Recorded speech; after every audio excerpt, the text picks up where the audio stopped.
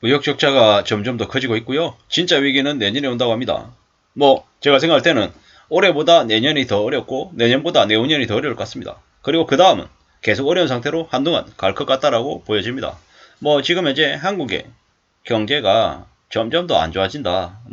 더 어려워진다라고 봐야 되는 거죠. 무역 적자가 더 커지면 더 위기가 생긴다. 당연한 얘기입니다. 무역 적자가 더 커지면 어떻습니까? 우리가 벌어들이는 돈 대비해가지고 나가야 될 돈이 많으면 돈을 빌려와야 되는 거죠. 이미 우리가 잘 알고 있다시피 정부 재정은 마이너스입니다. 적자가 1000조가 넘습니다. 가계부채도 1900조, 기업부채도 1100조, 이래저래 대한민국 전체에 있는 부채가 5000조에 육박하는 게 현실이죠. 이런 상황에서 돈을 더 빌려와야 되면 어떻게 됩니까? 점점 더 상황이 안 좋아지고 한국의 신용등급이 떨어질 수 있고, 또 신용등급이 떨어지면 빌려오는 돈의 이자가 더 높아져서 부담이 더 커질 수 있다는 거죠.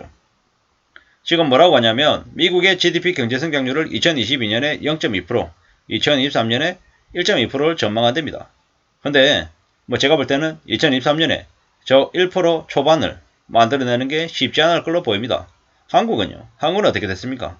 한국은 2022년에 2% 초반을 아마 가파르게 가까스로 아마 만들 것 같습니다. 내년에는요. 1% 초반, 중반도 아마 될지 모르겠다라는 우려가 이제 들죠. 미국은 사실상 성장을 포기했다고 합니다. 왜? 물가 수준을 2%대로 낮추기 위해서요. 지금 현재 미국의 물가는 8%대입니다. 8%대를 2%까지 내려면 얼마나 가파르게 금리를 올려야 될 것 같습니까? 올해 4.5%까지 가고, 내년에는요. 6%까지 가는 건 금방일 것 같습니다. 자연세 2번만 하면 4.5에서 6% 그냥 가버리는 거죠. 3번 하면요. 6.75 되는 거고요. 4번 하면요. 7.5% 됩니다. 되게 무서운 얘기잖아요. 이러한 것들이 아마 점점 더 심해질 수 있다. 언제든지 더 어려움이 닥칠 수 있다라고 봐야 될 것 같습니다. 미국이 실업률도 치솟고 소비도 이제 둔화가 될 가능성이 큽니다. 내년이 되면요. 파월 의장도 이렇게 얘기하죠. 고통 없이 달성할 수 있으면 좋겠지만 그런 방법 없다. 미국이 심취하면 한국 경제 흔들리죠. 미국이 기침하면 한국은 독감에 걸리는 게 사실입니다. 우리는 이미 미국뿐만 아니라 중국도 2분기 때 경제 성장률이 0%인 것을 목격했습니다.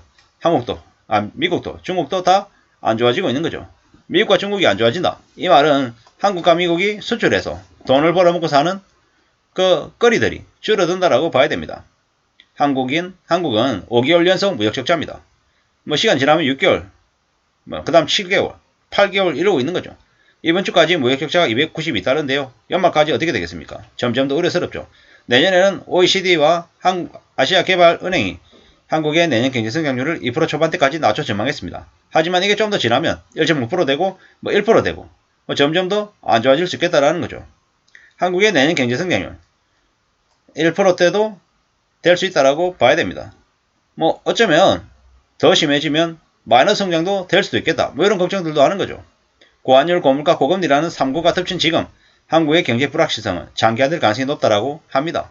이러한 시기에 우리 어떻게 살아야 되겠습니까? 어떤 마음으로 어떤 대책을 가져야 되겠습니까? 대책이란 없다.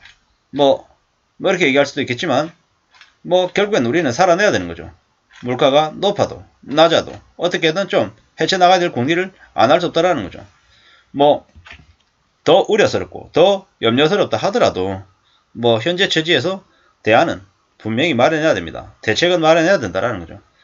지금은 사람들이 극단적인 소비를 줄일 만큼 상황이 많이 안 좋습니다. 이렇게 안 좋은 상황에서 어떻게 지내야 되지? 어떻게?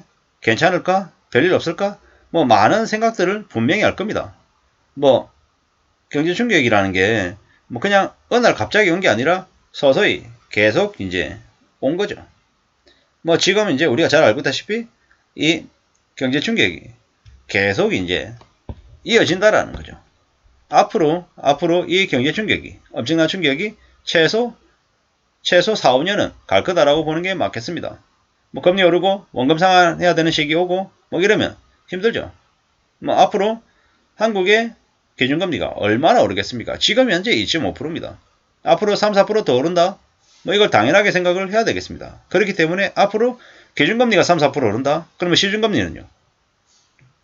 시중금리는 2배 이상 오르겠죠.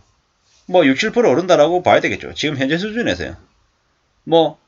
당장 내년 이맘때 뭐 기준금리가, 시중금리가 뭐 10% 되고 12% 되고 이러진 않겠지만, 뭐, 그럴 수도 있겠다. 뭐 이런 생각들이 점점 더 많이 드는 거죠.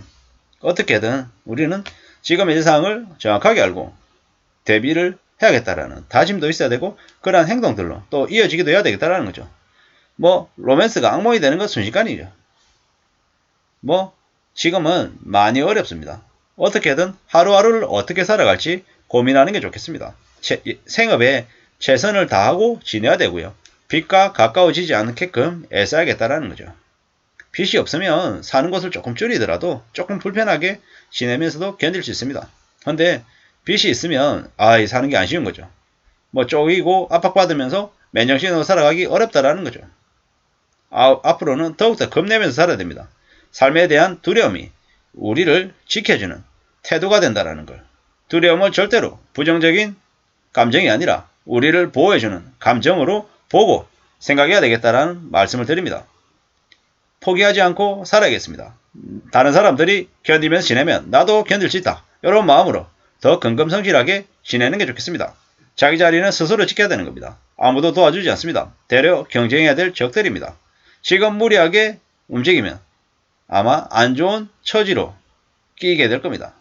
앞으로 뭐 2년, 3년 지나면 많은 이들이 좀 안 좋은 모습을 보일 것 같습니다. 뭐 그들을 그렇게 등떠민 사람들이 누구일까요? 많은 이들을 그렇게 몰고 갔습니다. 뭐 지금의 이제 경제 충격은 IMF 때보다 한 2.5배에서 한 3배가량 그 충격의 규모가 클 거라고 얘기합니다. 수십 년간 몇백만 원씩을 갚으면서 어떻게 지낼 수 있겠습니까? 안 쉽죠. 많이 어렵습니다. 빚을 하루라도 빨리 없애려고 애쓰는 모습들이 필요하겠다라는 거죠. 뭐 사람들마다 처지가 전부 다 다르기 때문에 뭐 천편일률적으로 뭐 똑같게 이렇게 얘기하기 어렵죠. 하지만 빚을 무서워하고 두려워하고 우리가 살아가는 일상들이 절대로 만만하지 않다라는 걸 겁을 내면서 지내는 게 좋겠다라는 겁니다. 그래야지 나아지겠다라는 겁니다. 뭐 지금은 이제 각종 부동산 규제를 풀어도 집값이 내려가는 걸 쉽사리 막기는 어려울 것 같습니다. 뭐 이제 주식은 주식대로, 부동산대로 뭐 여러 자산시장에서 뭐 안 좋은 신호들이 계속 나오고 있다라는 겁니다. 뭐 이제는 함부로 움직이지 않는 게 좋겠다. 뭐 좀 더 당연한 뭐 쉽게 갈 수 있는 지름길, 뭐 요령들 이런 것들은 좀 없다라고 보는 게 맞겠습니다. 뭐 나에게만 오는 특별한 기회 따위는 없습니다. 뭐 우리 모두에게 오는 대체로 공평한 기회, 비슷한 기회, 그리고 많은 힘들고 어려운 고통, 충격들이 있을 뿐이다라는 말씀을 드리면서 마칠까 합니다. 감사합니다.